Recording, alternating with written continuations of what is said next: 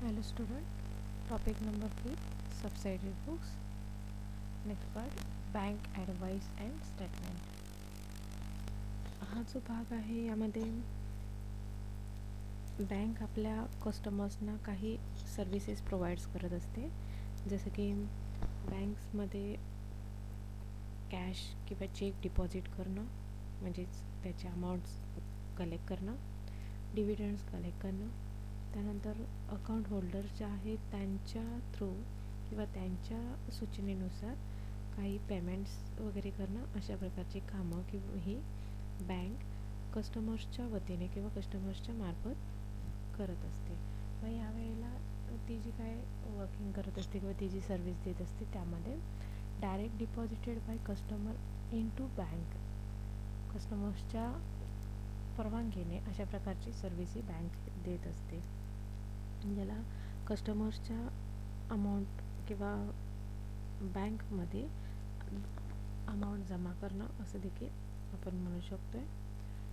अशी जर एंट्री असेल तर bank account debit to customers account अशी त्याची पोस्टिंग होते. Then interest allowed by bank, जर एखाद्या अकाउंट होल्डरने आपल्या बँक बॅलन्समध्ये त्या जो काय बँक बॅलन्स आहे त्यावर इंटरेस्ट कलेक्ट झालं तर ते इंटरेस्ट हे त्याचं इन्कम असतं आणि हे जे इन्कम डायरेक्टली बँक ही काय करते, कस्टमर्सच्या अकाउंटमध्ये क्रेडिटेड करते. मग अशी जर एंट्री असेल तर bank account debit to interest account अशी एंट्री होणार. Then interest charge to overdraft debited by bank. इथे ओव्हरड्राफ्ट फॅसिलिटी म्हणजे बँकेने करंट अकाउंट होल्डर्सला जे काही शॉर्ट टर्मसाठी लोन अवेलेबल केलेला असतो त्याला ओव्हरड्राफ्ट फॅसिलिटी किंवा ओव्हरड्राफ्ट असे म्हटलं जातं आहे. यावर जे काही इंटरेस्ट आहे ते चार्ज केलं जातं आहे. हे जे इंटरेस्ट आहे व्यावसायिक जो असेल म्हणजे आपला जो बिझनेसमॅन आहे त्याच्यासाठी तो एक्सपेंडिचर्स असतो आहे आणि त्यामुळे असे जे ट्रान्झॅक्शन्स आहे त्यांची रेकॉर्ड हे पेमेंट्स बुकमध्ये आपल्याला दाखवायला लागते आणि त्यावेळेला बँक ओव्हरड्राफ्ट इंटरेस्ट अकाउंट असं आपल्याला लिहायला लागतं आहे. मग त्यावेळची जी एंट्री आहे ती आपल्याला दिसणार, बँकेने इंटरेस्ट चार्ज केलेला आहे, interest on overdraft account debit to bank account.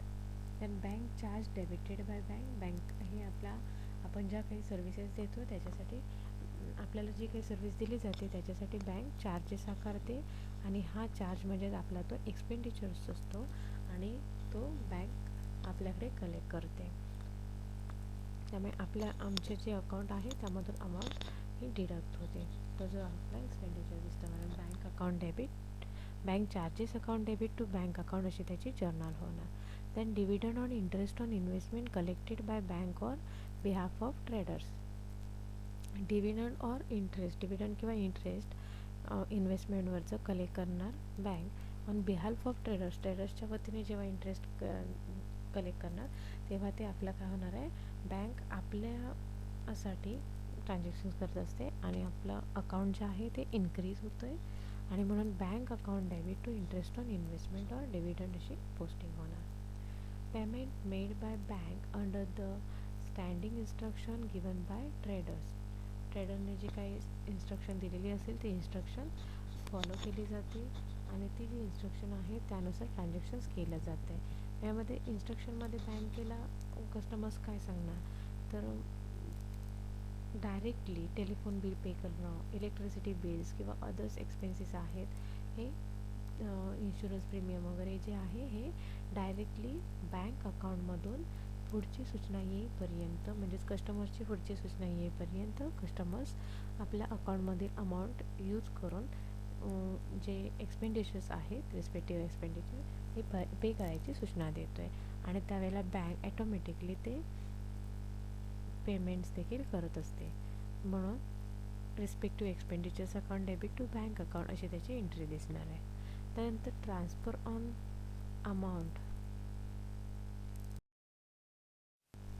यामध्ये एका अकाउंटमधली अमाऊंट ही दुसऱ्या अकाउंटमध्ये किंवा अदर्स अकाउंटला आपण ट्रान्सफर करू शकतो आहे. त्यासाठीची ही फॅसिलिटी आहे ट्रान्सफर ऑफ अमाऊंट. मध्ये current account to personal account किंवा personal account to current account, personal account saving account to current account अशी पण आपण त्याचं पोस्टिंग करू शकतो. त्यामध्ये first from cash credit or loan account to current account, cash credit करून किंवा लोन अकाउंटमधून ती करंट अकाउंटला जर ट्रान्सफर करायची झाली असेल तर ही बँक थ्रू ट्रान्झॅक्शन्सच आपले सगळे चाललेले असतात.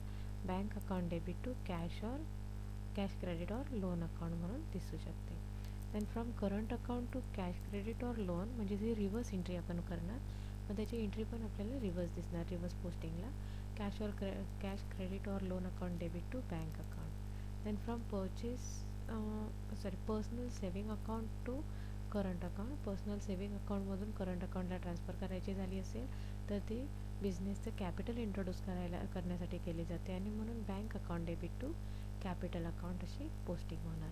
Then current account to personal saving account, current अकाउंटमधून पर्सनल अकाउंटला जर अमाऊंट ट्रान्सफर केली असेल तर ती पर्सनल यूजसाठी केली जाते आणि म्हणून त्याला ड्रॉविंग म्हणून दिसणार. Drawing account debit to bank account अशी त्याची पोस्टिंग होणार. अशा पद्धतीने जर्नल ट्रीटमेंट्स या म्हणजे जर्नल एंट्रीज ह्या पोस्ट केल्या जातात.